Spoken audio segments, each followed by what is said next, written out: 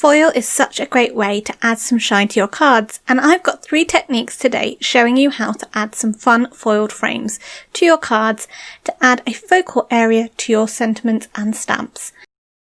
It's Verity here at my YouTube channel and blog Pretty Little Button, where I make paper crafting tutorials for the everyday crafter. So as I said, I am using some Fab Foils.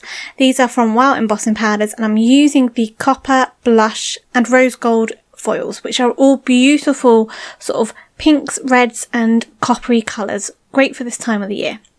So I'm going to add my frames with 3 different ways today. The first way I'm going to add my frame is to use the mixed media brush to create a frame by just painting a sort of rough circle onto the card. And I've drawn a pencil line just roughly to guide me as I'm using the brush to paint the Wow Clear Ultra Slow Drying Embossing ink onto the card. So this brush is a bit like a nail polish brush, and it's great for mixed media, and it's great for creating your own designs and own backgrounds. And I'm doing this in quite a loose fashion. I kind of want it to be a bit loose, a bit sketchy, a bit rustic, and look a little bit like a wreath when I come to foil it. Now you can see where you are adding the ink. It has got a shine to it, and as you tilt it in the light you'll be able to see where you've been placing it. It's a bit harder to see on screen, but you can see as I tilt the paper up, you can see where it's shiny, and that's where I've drawn my circle. So once I've completed my sort of semicircle on this card, I'm then going to cover this with bonding powder. So bonding powder is from Wild Embossing Powder, and it acts quite similar to embossing powder. It's a much more finer particle, and you cover it over the embossing ink and it will stick to that embossing ink just like embossing powder does.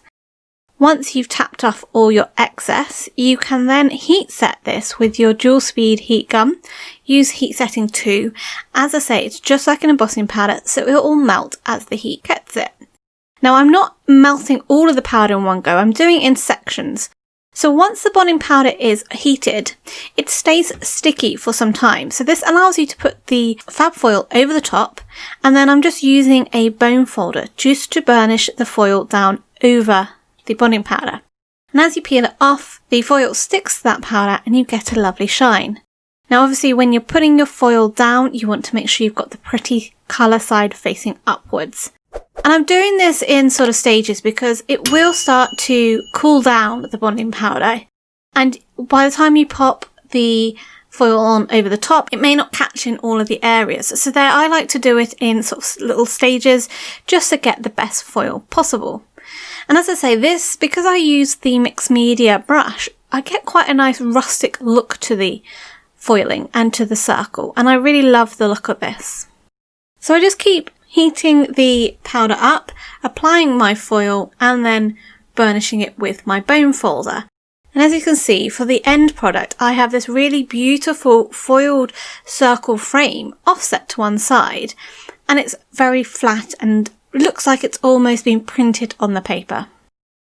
Okay, so for the second technique, before I actually do the foiling, I need to just prep the background because I'm going to use the frame to sort of frame off an area of a scene.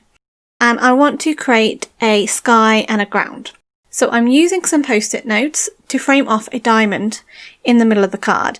And then I've also used a post-it note just to frame off the bottom half where I want to then create a sky and some grass. So I'm using my Altenew ink blending brush, and I'm applying It's a Boy Catherine Pooler ink into the masked area, and I'm just starting off on one edge nice and softly, and I'm going to create a lighter blue at the horizon line, and then I'm going to add another colour at the top. So I'm just going in with some circular motions just to get a lovely soft blue, and I'm just speeding this up to show that it does take a little bit of time to build your colour up. Then I'm coming in from the top of the diamond to add Suede Shoes Catherine Pooler ink, so it's a lovely darker blue. So I'm just blending between the two, and I'm just going back in, layering up the colour and building that darker colour up. Once I'm happy with the skyline, I can then remove the mask at the bottom and then reposition it over the sky so I do not get any ink on my sky, and I can then ink blend my green area.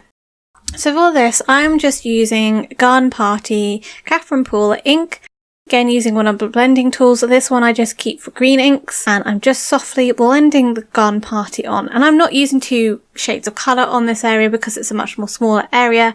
If I want a bit of depth and dimension, I can just soften my blending in certain areas to create a lighter area and add more ink in other areas for a darker area. But because it's so small, I'm not doing any fancy blending here.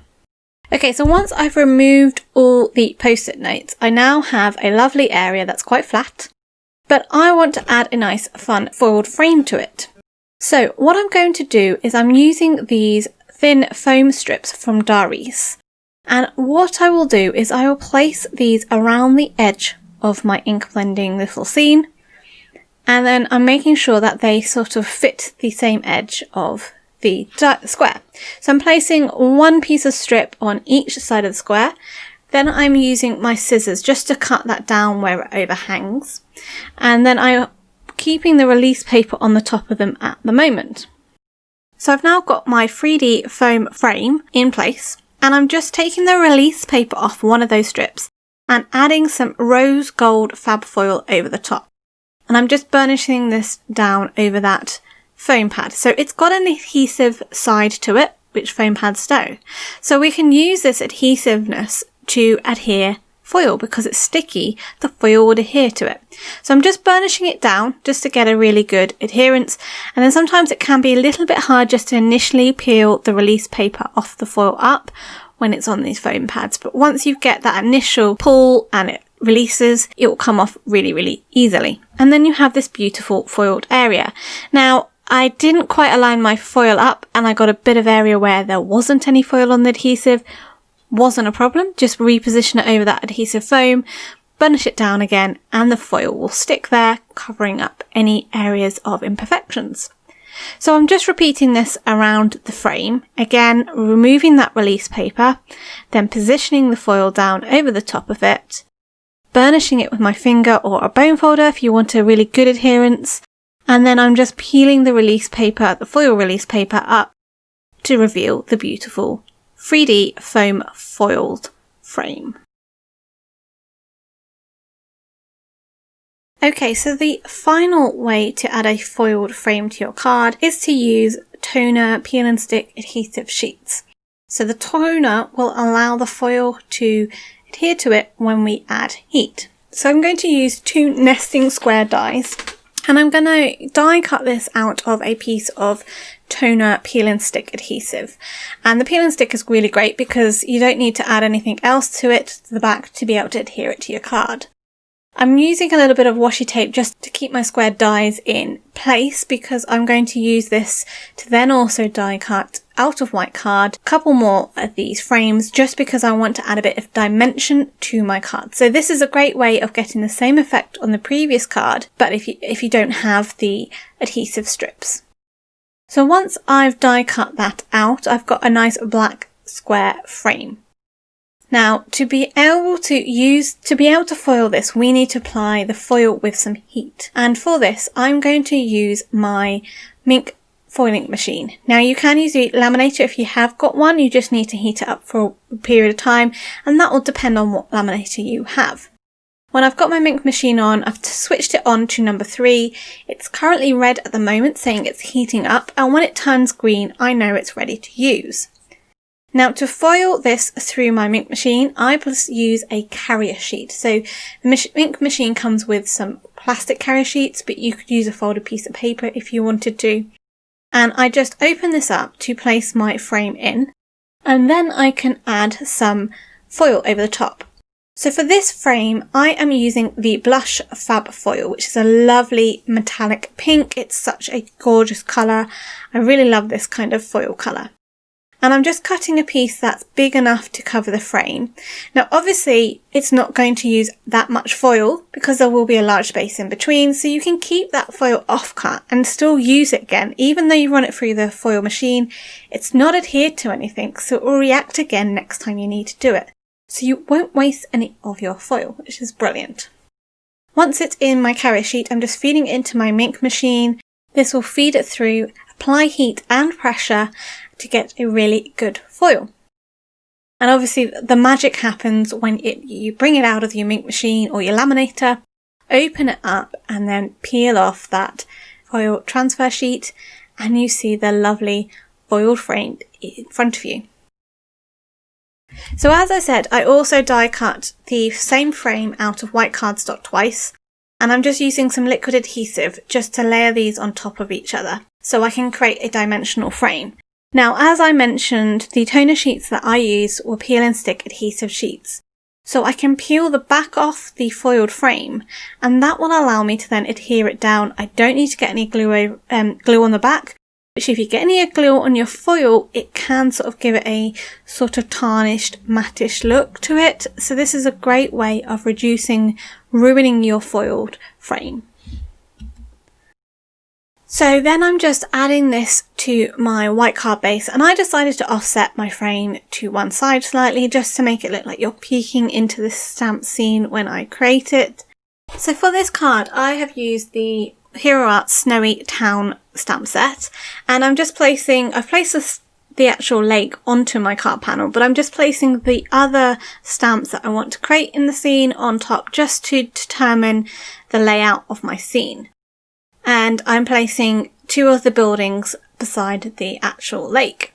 Now I'm stamping the lake in Suede Shoes Catherine Poole ink, and I've done this twice, just inking up with a few love taps, stamping it down, and then once I've done that, I'm then also inking the edge up with a little bit of Juniper mist and stamping this down, and it just gives it a little bit more dimension and definition to the lake, so it's not completely flat.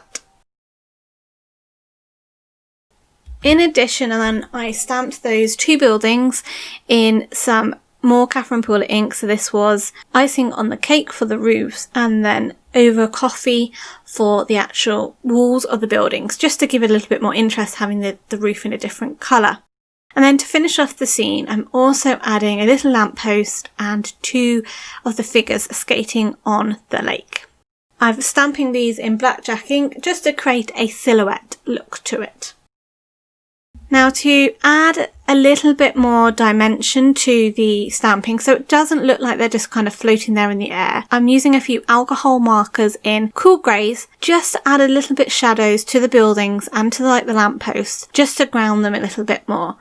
And I'm using two shades of a cool grey, and then I'm just using a blender brush just to soften the edges out and blend the edges out so they're not so harsh. Okay, so for the foiled frame card I created with the Doris foam strips, I've stamped the hut from the Happy Autumn's Forest Hero Arts stamp set in blackjack ink, and then I'm just using some of my favourite pastels to add some colouring to this. And I'm adding sort of a darker brown to the roof, and then a lighter brown to the actual wooden cabin part, and adding a little red door and colouring in the windows. This just gives it a little bit of definition, it gives it a little bit of character, and I think it really finishes the little scene off, having coloured this in with pencils as opposed to my alcohol markers, because they're quite nice and soft, and it blends with that soft ink blending in the background. I'm not going to show you all the colouring because this is more about the techniques of the foiled frames. Once I completed the colouring of the house, I then foam mounted it onto the middle of the scene. To finish all the cards off, I'm heat embossing a selection of sentiments onto black cardstock using my clear ultra slow drying embossing ink, and then I'm covering this with opaque bright white embossing powder to get a lovely bright white sentiment popping off the black cardstock.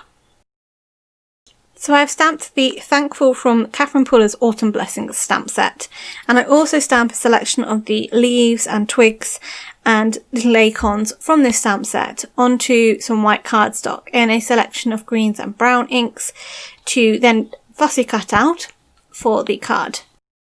And I'm adding these to the front of the card with some foam pads just to add some dimension. And I'm using that frame as though it's kind of a autumn wreath to an extent. I also added the stamp sentiment so just above, just to finish off that sentiment. The other sentiments come from the Hero Arts Happy Autumn Forest stamp set, and I stamped Sending Warm Hugs and Happy Autumn Birthday. Okay, so to finish all 3 of the cards off, I'm using some of my Tonic Studios Clear Morning Dew Nouveau drops and adding these and scattering these around the cards.